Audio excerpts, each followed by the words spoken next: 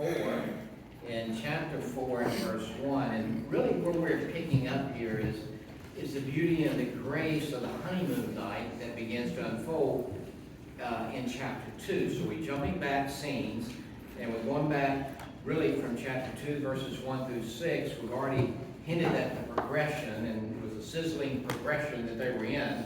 And chapter 4 really gives us more details and illuminates the wonder really of that. So we're going to see this in detail more in this session. But before we jump into this passage, I want to challenge your perspective on intimacy. According to Linda Dillow, she's got a couple books out there, what is it, Intimacy? Ignited. No. Intimate Issues. Oh, Intimate Issues is the name of it, okay. But anyway, she says the most important sexual organ is your mind. And she quotes Dr. Douglas Rosenau. He's a theologian, he's a Christian sex therapist. He says sex is 80% imagination and 20% friction. Oh, all right, there you go, all right. And it's not just your thoughts in the bedroom, but it's your thoughts throughout the day that determine how you're going to respond to your husband's sexual advances. So in previous sessions, we've unpacked the verses in Song 1, the beginning of Song 2, where they are communicating lovingly back and forth in terms and tones of endearment to each other throughout the wedding day and really into the wedding feast. And we go into chapter 2 in the wedding night, okay? And their minds were consumed with praise-filled thoughts of each other. And that's so important. And as we talked, as Debbie mentioned, the mind, the importance of the mind, these thoughts propel them into really a very romantic evening of intimacy.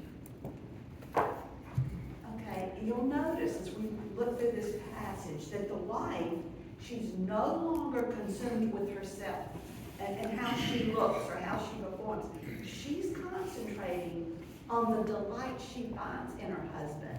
And Solomon opens the chapter by declaring the beauty of his bride. And she receives his compliments. She doesn't feign modesty or by correcting his statements or anything.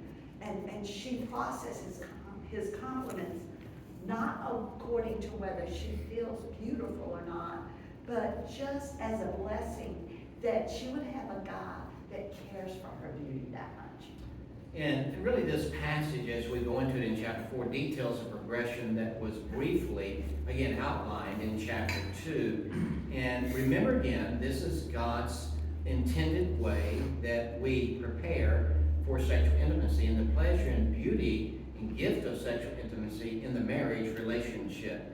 So Solomon begins by saying, "Behold thou art fair, my love, behold thou art fair." Notice again, he tells his wife, "Honey, you're so beautiful. Honey, you're so beautiful." He tells her over and over again, the theme going through the Song of Solomon. He's continually telling her and giving her praise that she's beautiful. And again, she can't hear that too many times, guys, so it's important. Then he moves and he says, "Thou hast dove's eyes within thy locks." Again, he's gazing into her eyes. And again, he calls her eyes. We remember hearing this before, dove's eyes, okay? And they reflect the gentleness and purity, I think in this case, of a dove. And to him, they're full of peace and grace. And so it's a wonderful thing as he compliments. And she must be gazing into his eyes also, because she's fixed her mind on the traits she admires about him, and she's going to speak them to him. And her eyes, they kind of shine with a wonder, like a dove, that he is my gift from God. And a mindset like this, it comes easier on your wedding night, right? Because that night you're going, oh, of all the women in the world, he chose me. But after years of marriage, okay, let's be honest here, thoughts of admirable traits of your husband might not be at the forefront of your minds every time he feels some loving vibes coming on. But as wives, hey, we can train ourselves to Philippians 4:8, our husbands, whatsoever things are true, just, lovely, noble. If we can train ourselves to concentrate on the things about our husband that we admire and do it all day, not rehearse all the irritations, but instead rehearse the things that we're married, that that we admire about him, that it's gonna make a real difference when we get to the bedroom. And we must train the most important sexual organ, our minds, to shift our attention to what we admire about our husbands. And the rewards will be well worth the effort. You know, and the analogy again of the dove is a reference to her purity, to her virginity. So he's admiring that. And so it's important to recognize that even though she's pure in character then, and she suggests she's pure in character, that we remain pure in character. Amen? And it's a current purity of character and thought life that is something we can cherish. We should cherish in each other as a spouse. And I know Debbie sometimes will come up to me, and it's not that I'm perfect by any means or anything, but she says, I just admire your integrity, or admire your character. She's giving me a little bit of praise for that, but it also encourages me to remain that way too. You know, so this is something that he takes great delight in. And in a sensitive effort to make his bride feel more accepted, Solomon moves from her eyes and describes her hair and her teeth. Thy hair is as a flock of goats that appear from Mount Gilead. Thy teeth are like a flock of sheep that are even shorn, which come up from the washing, whereof every one bare twins, and none is barren among them. So you can imagine he's looking at her face, obviously. He's looked at her eyes, okay, and called them dove's eyes. And now he's looking at her hair, and he's complimenting her hair. You say, well, that doesn't sound like a compliment, comparing her hair to goat's hair. Okay, well, these goats were goats that came down from the mountains that had black, long black, shiny, glistening hair in the sun. So it's really a beautiful, beautiful compliment of how beautiful his wife's hair is. Then he moves to her teeth and talks about how white they are, how that they shine, okay? None of them is missing, okay? And they're even shorn, they're even across the bottom, you know?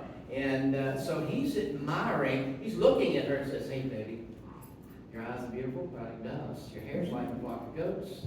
Your teeth are even shorn. You know? In their language, that was something very, very beautiful. But notice he's being sensitive because he knows this girl's from the country. And he's using things that he knows that she'll relate to. And I think that shows a lot of sensitivity. He's wise to use love language that's personal and that's enhancing or engaging to her. So this enhances your romance when you do that. And Solomon's wife, she's unique. She's not like any of the other ladies in the palace that she feels a little bit intimidated by. And he's saying, you fascinate me. That's one of the things that attract me to you, is that you are different. But it didn't stop there. He moves to her lips. Look at verse 3. Thy lips are like a thread of scarlet, and thy speech is comely. Thy temples or cheeks are like a piece of pomegranate within thy locks. Now she must have applied some type of lip color. He's admiring that. He's voicing his approval to the beauty of her lips. And he looks at her cheeks and she says, man, your cheeks are rosy like a pomegranate you cut in half and it's rosy inside. Your cheeks are very, very beautiful. They're very, very rosy. Again, and this is something to think about. He takes time. And, I don't think we can take anything in Scripture and take it lightly and say it's accidentally there. Would you agree with that? Okay, amen. Even here. He is specifically pointing out different parts of her body and admiring them. He takes time to do that. So he's making her feel very, very beautiful by all his compliments he's giving to her. So he's convincing his wife that every part of her body is beautiful. Okay? Now he moves from her head, he starts moving down her body. Okay? In verse 4 he says, thy neck is like a tower of David, built for an armory, wherein there hang 1,000 bucklers, all shields of mighty men. And that's very interesting. So he continues to slowly lower his gaze. He looks at her neck, and he's appreciating really every inch of her body. This may seem a little bit odd, but he compares her neck to the Tower of David, okay? And by doing that, it's a reference to her posture, that she has very good posture. And it's interesting, too, that commentators Dillo and Pentus say her neck spoke of her erect and queenly carriage and symbolized what she was to her husband, a source of strength and a source of encouragement. So when he looked at her neck, it reminded him of these towers of David, protected by all these shields, and she was like a source of encouragement and strength to him, just like this tower. Yeah, when he mentions the ornaments around her neck, he could be comparing them also to the shields on that tower, and just again saying, you protect me through your strength and your character. It protects me. So he's gently initiating this sexual progression with sincere appreciation and gratitude, and he's backing up his approval of her physical features with references to her outstanding character. So it's not just her looks. He's saying, look, I care about the whole person. It's not just sex I'm after. It's not just that you look good, but I care about you, about who you are. And he advances the progression again by lowering his gaze once more. Thy two breasts are like two young roes that are twins, which feed among the lilies. And we've already said that these are graceful deer-like creatures. They're known for their sexual playfulness. I think of like gazing across a meadow, and you just see these two little fawns frolicking with each other, and that's what he's saying. I'm enchanted by you. And we really see another reference, and we'll see this in chapter 5, where the bride describes Solomon's lips like lilies.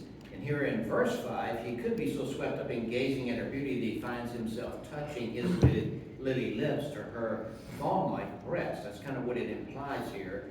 More than likely, Solomon expresses his delight in each of her features, her hair, her eyes, her lips, as he's moving down her body, her neck. And he's gently caressing her. He's softly touching her. And let me stop and remind you that the context of this romantic bedroom scene is between a husband and wife, okay? And God allows us to glimpse inside and see what's happening and see this progression, which is obviously very important to God that we see and understand. Because God wants married couples to understand that he designed a husband and wife to physiologically, okay, to need this type of sexual progression to experience the maximum marital satisfaction. Okay? So very, very important we understand. And describing it in such beautiful terms, God is endorsing, he's granting us holy liberty to find pleasure in your spouse's body. And this is a charming description. It reveals the heart of a creator who desires that his creatures find allure and wonder in physical love. What a God that he would design this. We were amazingly designed for such a relationship. But he doesn't stop there. He gives us some more insights as we go into verse 6. He says, until the daybreak, okay, and this is Solomon, and the shadows flee away, he said, I'll get me to the mountain of myrrh and to the hill of frankincense, okay? And again, Solomon assures his bride that he's not in a hurry, okay? He's not just trying to have quick sex with her, okay? He's willing to take all night long to pause and look at her body, and this to him is a journey, okay, as he starts at her head and progresses down her body. He's not taking her for granted, but he's expressing affirmation and acceptance of her entire being. And again, and this is a gentle journey of progression and stimulation of her body, and we see this. The mountain of myrrh here and the hill of frankincense refer to the destination of his bodily journey.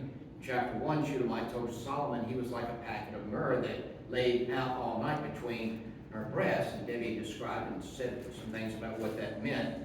Thus, a mountain of myrrh, okay? It's kind of maybe what he's referring to here. The hill of frankincense is a location of really her female organs, the final destination of his bodily journey, okay? And let me stress to you guys that every wife wants her husband to understand that you need to take your time just like Solomon, okay? That is, avoid rushing through sex. And I think every wife, again, if I were to say, how many wives agree with that? Say amen, it would be a shout. Amen, preacher. Let the husbands know that they need to be slow, okay? And listen, guys, if you're lovemaking, if it only lasts 5 to 10 minutes, then you may be reducing or making your wife feel like she's being reduced to an object of mere sexual desire. You know, so in the book Intimate Issues, The author states the difference in the amount of time it takes for a man to achieve orgasm versus a woman is a real one. A husband usually needs 2 or 3 minutes of stimulation, okay, to have an orgasm, but a woman generally needs 10 times that amount of time. So where a man may need 2 or 3 minutes, a woman may need 20, 30 minutes, okay, or even longer. So men, you need to approach your wife ASAP, as slow as possible, okay? All right? And so very, very important. And it's interesting too, if you look in the dictionary and you look up the word intercourse, and it defines it this way: the exchange of thoughts and feelings. Very interesting. So emotional intercourse needs to precede sexual intercourse. It's, and again, we take some time to stress this, but again, this is very, very important. Dillow says it this way: no doubt he is eager to make love to his wife's body. But first he makes love to her soul by sensitively meeting her emotional needs. He goes on again to say, thou art fair, my love, there's no spot in thee. For you're beautiful all over. Hey, of course, hey, the bride has flaws. She has some spots because she pointed them out to us in chapter 1.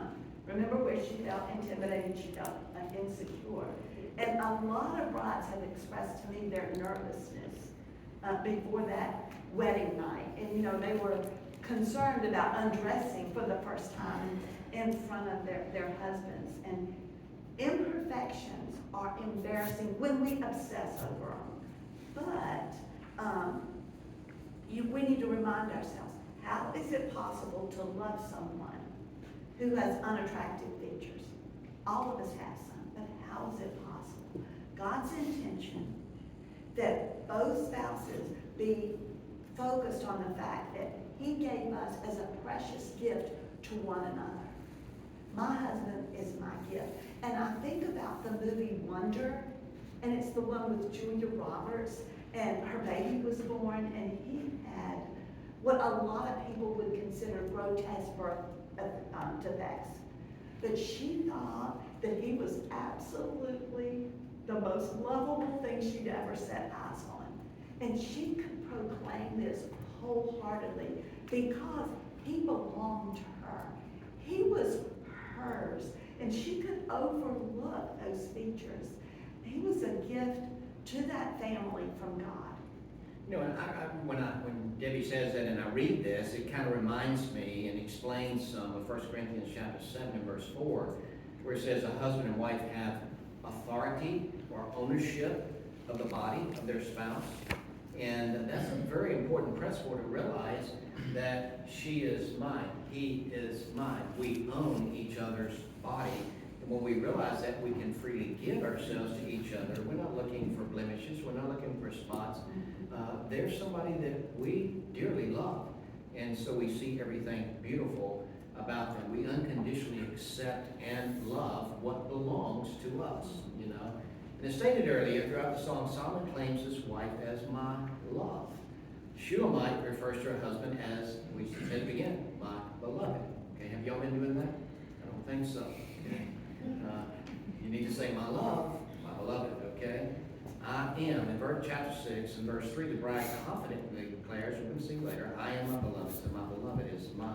Chapter 7, verse 10, she announces, I am my beloved, and his desire is for me. So we see this continually through this song. And this is a way of life that's exemplified by Jesus, who sincerely loves ugly beings like us. I mean, he does it with undying devotion because we are a gift to him from the Father. That's how he describes us. That's how he can love us ugly things. And the very character of Jesus is love. That's why he loves us. It's his character, and we are his gift. And this narrative can become our story because if we understand his love for us, that gives us the capacity to love in the same way. And Ian Dugan explains it. If you begin to find your security and significance in the Lord, another reason for that book, Gospel Primer, you will start to be free to delight in the unique ways in which the Lord has gifted your spouse and fitted her or him for you. You know, and Solomon receives his bride as and I like this word gift to him from God. And so he doesn't notice any flaws. And what hope we have in the structure this is for our marriage relationships. And we need to remind ourselves, you need to remind yourself that your wife is a gift to you guys from God. Your husband is a gift to you girls from God. This is also another endorsement of avoiding the progression until the wedding night, because only after covenant vows, okay, are spoken before God does a husband and wife actually and completely belong to each other, okay? So only after they have spoken vows before God and to each other. Since Solomon is not concerned about himself, he's able to fully concentrate, okay, on his bride and celebrate their uniqueness in this relationship. He sees her as a prized possession. He sees her as a precious gift to him from God. And in the same way, when the bride concentrates on Solomon's traits and features, she loses herself in the delight of pleasing him. And the most effective way that a wife can prepare herself to love as magnificently as this is to abandon herself to the pursuit of God. And there, she's going to find the power and the freedom to view her husband as a precious gift from God. You know, and Solomon's love is a beautiful picture of God's love for us. And one of my favorite passages in the Bible is from Ephesians chapter 1, where we have this long sentence by the Apostle Paul talking about all the spiritual blessings we have. And right there, I think it's in verse 6, he says, I am accepted in the beloved. I am accepted in the beloved. You know what people are searching for? To be accepted, to belong. And we as Christians can say, I am accepted in the beloved. What a beautiful thing that is. And receiving God's love through a personal relationship with Jesus Christ enables us to love our spouse and see them with the eyes of grace. The eyes of grace. That's so beautiful. The eyes of grace. Look at verse 8.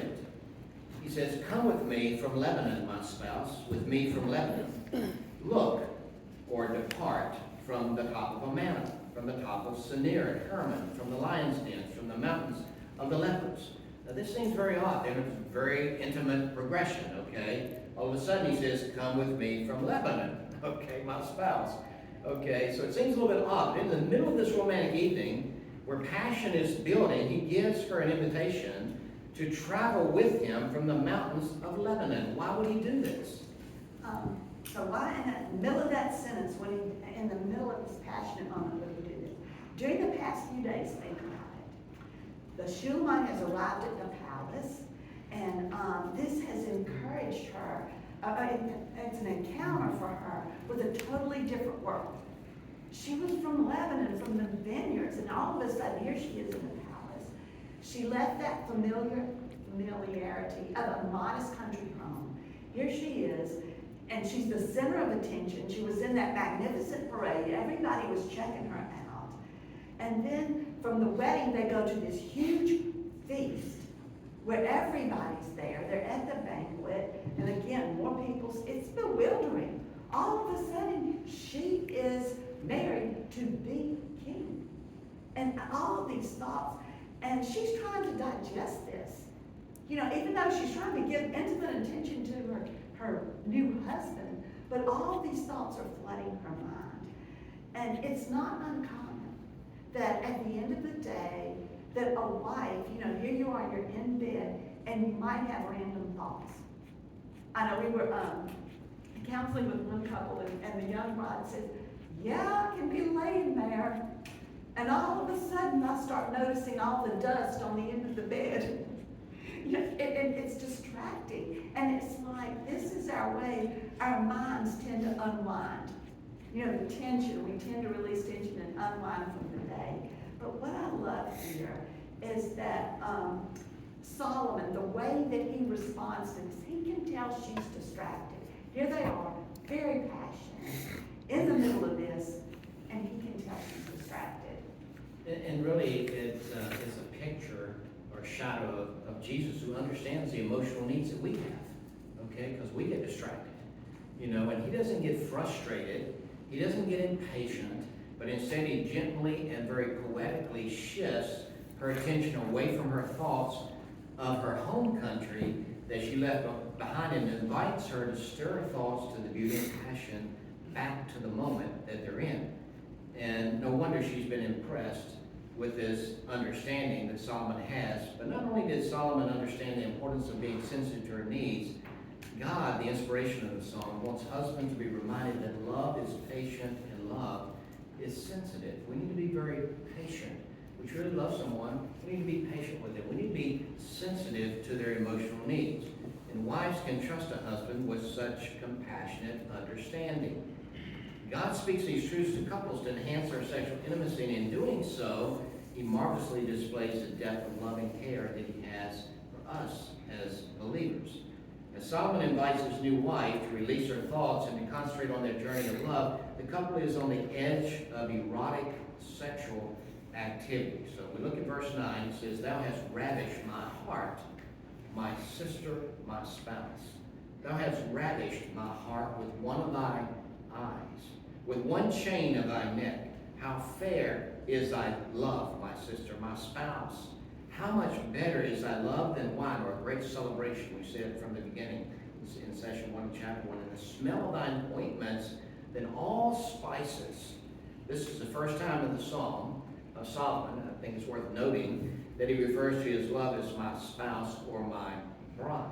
This phrase emphasizes that their marital covenant is now official and supports the scriptural principle that sexual intercourse is reserved for marriage. And God has been emphasizing this all through the song. Wait till it please. Now they're married, okay? So now he knows that they're in the marriage covenant and they can fully enjoy each other as lovers. But the bride is also actively displaying her skills as a lover. The word here, let me go back to that. The word for love here, this means caresses. So she's stroking him. And wine, that's that supreme pleasure. He's complimenting her on her love skill.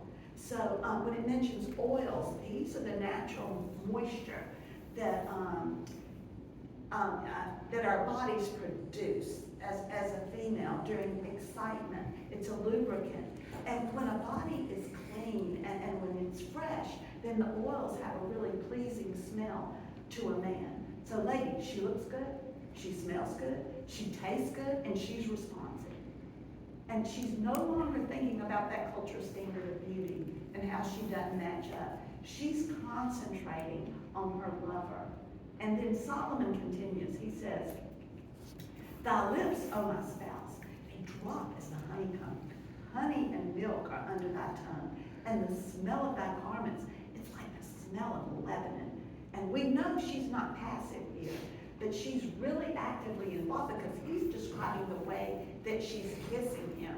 You got honey and milk under your tongue, pretty passionate here. And she must be wearing a very sheer type of negligee or something. And it's scented with the, remember her packet, her very special personalized signature fragrance that she's made. So he can smell that packet of her that she used to have on her. It's in her gown or her lingerie. And let me tell you what Joseph Dillow advises here.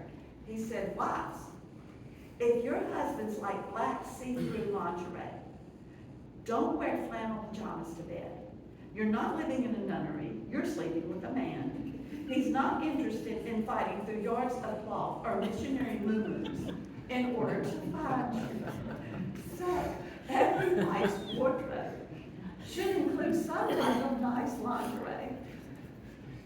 Looking at Solomon's response in verse 12, and this is, of course, very intimate language God is sharing with us.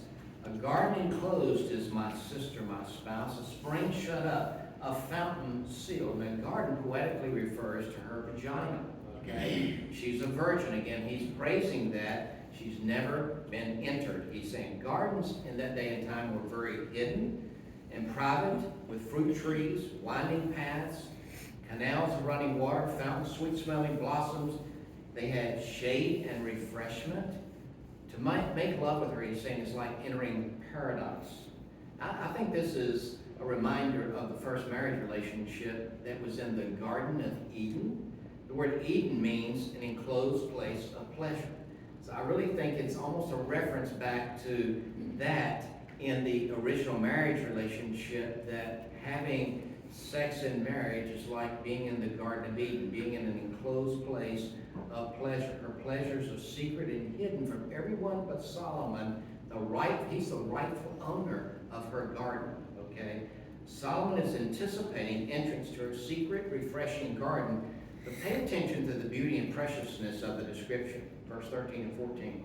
Thy plants are an orchard of pomegranates with pleasant fruits, camphire, with spikenard and saffron, calamus with cinnamon, with all trees of frankincense, myrrh and aloes, with all the chief spices. By calling her garden an orchard of pomegranates, he says that her garden contains all these most delectable fruits. He continues in verse 15, a fountain of gardens, a well of living waters and streams from Lebanon. Her garden is an open well from which he can draw refreshment, just as a thirsty traveler would going through the desert and finds an oasis. Streams of Lebanon refer to her juices that lubricate her vagina, preparing her, and Solomon has slowly and gently journeyed along Shulamite's body, his bride's body, with tender thoughtfulness, as we've said. He's been very gentle. He's romantically convinced her to enjoy the progression and take pleasure with him. The wise lover, this wise lover, he's the wisest man who ever lived, but this wise lover understood and respected the differences that God made between a male and a female. And so he is rejoicing now and taking pleasure in those differences. Now, at this point, the groom has very slowly and gently enjoyed her full life. He just wasn't zeroing in on the strategic areas. Okay, and so she feels completely appreciated, and she's relaxed, she's responsive, and she communicates this to the groom in verse 16. She says, awake, O north wind, and come thou south, blow upon my garden, that the spices thereof may flow out. Let my beloved come into his garden and eat his pleasant fruits. Now, all the warnings against premarital sex that has been repeated several times, they always say, don't awaken love, right, until the wedding night. And now, on the wedding night, God's saying, awake, awake, my love. Come and stir it up, is what she's saying, because north winds, they bring clear weather and they remove clouds. South winds bring warmth and moisture. And then when you have these two crosswinds, what they do is they stimulate the growth of a garden. And she's saying to him very poetically, the things that you are doing are stimulating me, and I am prepared. But what I want you ladies to notice is that communication is vital in the sexual progression. She's letting him know the things that you are doing are stimulating me. Those are the things you need to keep going. But silent sex, hey, they will hinder the groom's understanding of what his bride needs. You see, you can't put a woman's body into a formula, and a guy's body is totally different. So the only way that he's going to understand for sure what her needs are, and remember I said they change day to day. They change cycle to cycle. So it's really important that you communicate, and that's what they're doing throughout all of this Song of Solomon. So a guy's body is really different from a female's body, and he needs the communication. But communication sometimes, finding the right wording, that can be awkward. Because if you use the proper name for your body parts, you feel like you're in bed with your gynecologist. Okay? And if you use slang names, then you feel dirty. You know, it's degrading a bit. So what do you choose? You choose your own pet names. You can follow the example that this couple used. They chose to use, gardens and spices and blossoms and fruit juices and things like that. But the thing is, they communicated. And at this point, the bride is encouraging her husband to promote the growth of her sexual passion. She's enjoying it. She lets him know. But Now she's saying, look, the things that you're doing, they're preparing me. I'm lubricated. I am prepared now. And after she is lubricated, her body's prepared, she invites him to enter the garden at that point. And when you reread, again, just emphasizing these last few verses, you repeatedly notice the bodily transfer of ownership from one to the other. They're officially in covenant and they officially belong to each other. So it's a beautiful thing. Ian Dugan explains the family wall that separated them in chapter 2 and verse 9 has been bridged with the creation of a new family unit. She has left her father and mother, said joined to her husband, and the two have become one flesh. Now listen to Solomon's, I like to call it the afterglow, in chapter 5, verse 1. He says, I am come into my garden, my sister, my spouse. I've gathered my myrrh with my spouse. I've eaten my honeycomb with my honey. I've drunk my wine with my milk. To gather there, in this verse, to eat and drink, all refer to sexual enjoyment. He's telling Shunammite how exhilarating it was to make love to her. And as you can see, the afterglow is a essential part of lovemaking. He didn't just roll over and go to sleep. He talked to his wife even after he enjoyed having romantic time with her. And so you need to savor this moment with each other, express each other how pleasurable it was to make love, and how thankful you are that God has given you to each other, that you can express this intimate relationship sexually with each other. And this prepares the atmosphere with anticipation for the next time that you have intimacy with each other. But at the end of chapter 5, verse 1, a third person speaks to the couple and endorses their lovemaking experience. So notice in the end of verse 1 it says, eat, O friends, drink, yea, drink abundantly, O beloved. Ian Dugan clarifies, he says, at this central and climatic moment of the poem, an unidentified speaker adds words of approbation. Eat, friends, drink, and get drunk with caresses. Whether the speaker is the daughters of Jerusalem, the wider community, or God himself giving his sanction on the couple's union is ultimately unimportant. Whoever is speaking reflects the author's evaluation of the consummation of their marriage, declaring it to be very good. Yet these words remind us once again that sex and marriage are not simply the private satisfaction of individual appetites and pleasures between consenting adults, but always exist in the larger context of the community of faith. Now that's an interesting statement. I personally believe in studying this as God speaking and saying rejoice as a husband and wife over what you've experienced, what I've created for you to enjoy. But it is a reminder of the relationship that we are to have with God, the intimacy that God desires that we have in a relationship with Him. And I love chapter 4 because it illustrates the powerfulness of, and the depth of combining sexual love with emotional love, with affectionate love and covenant love. They all belong to each other. You have to have all of them to have the full experience. So they're married, that's the covenant. The affection is the way they've communicated. And then you have the sexual love. That's an incredible bond.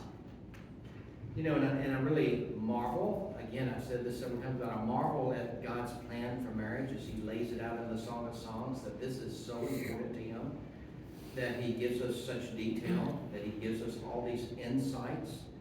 But I agree with what Dugan says too, and I said this a while ago, the goal of the Song of Songs is not simply to teach God's people how to have great sex within marriage. It's certainly one thing.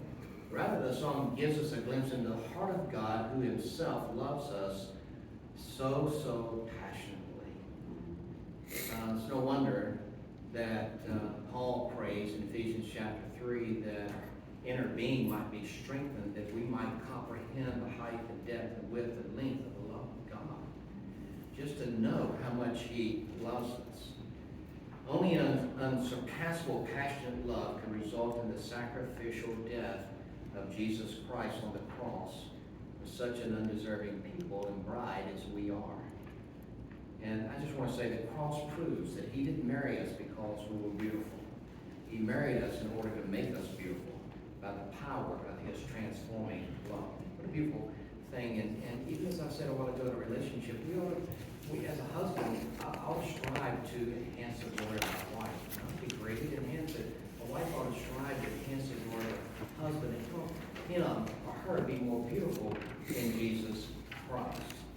And so it's a beautiful thing. We just pray that the truths that we've shared so far will drive you to selflessly pursue each other and give you a burning desire to pursue even a greater love, that is the love of God that's found in the person of Jesus Christ. There's a couple books we highly recommend on this subject, and one of them is Intended for Pleasure by Dr. Ed Week. We won't marry a couple without them taking time to read a few chapters in this book and later read other chapters in this book.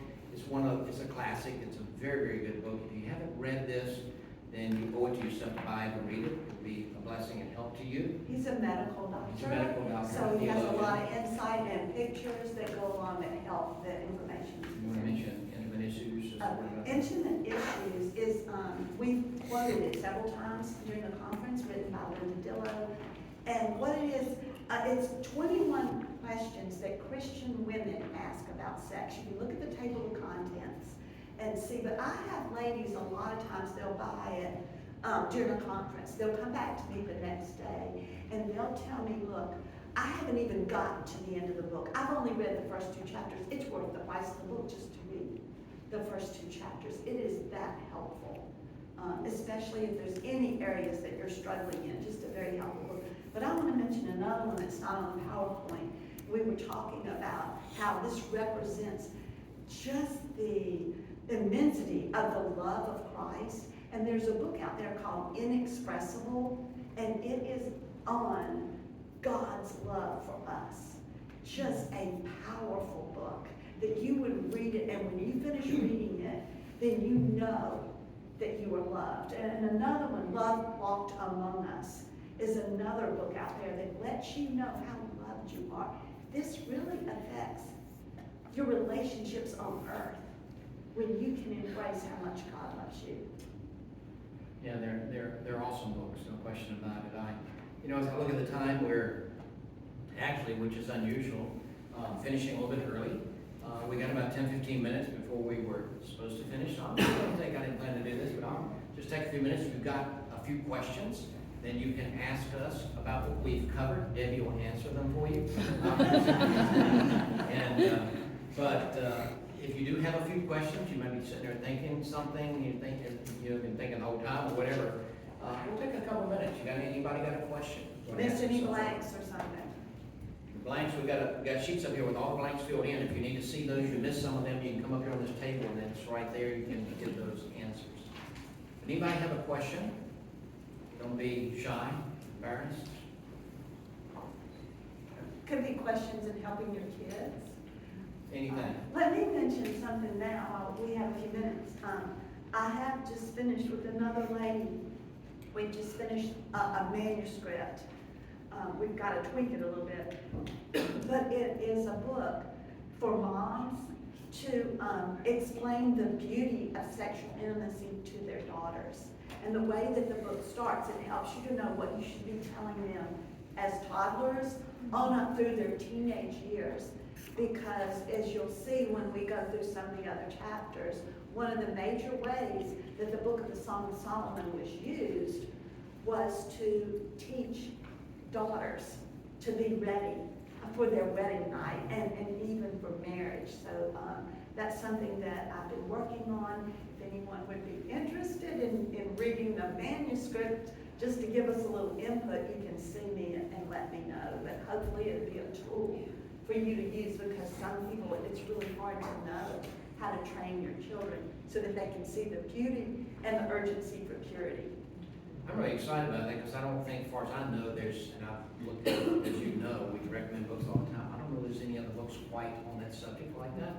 So I think it's going to hit a need that really isn't addressed so much. So we're praying that God will really use this in a great way. Questions, anybody?